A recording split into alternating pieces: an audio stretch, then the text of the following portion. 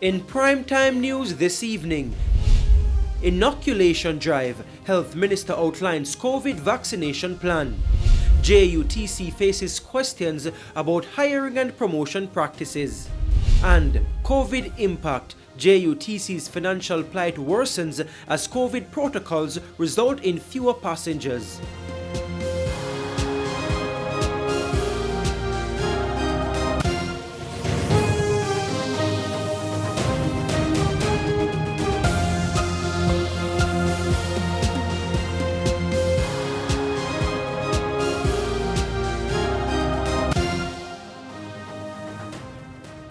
Good evening and welcome to Primetime News. We're on air and online at onespotmedia.com. I'm Herman Green. And I'm Janella Precious. Also this evening, the business day, Primetime Sports, sports commentary, E-Prime and weather. But before the break, the feedback question. Our feedback question this evening. What are your thoughts on the second gun and ammunition seizure in a week in St. James on Monday? You can share comments online, facebook.com/Television Jamaica and tweet us at Television Jam. Please stay with us. Primetime News returns right after this break.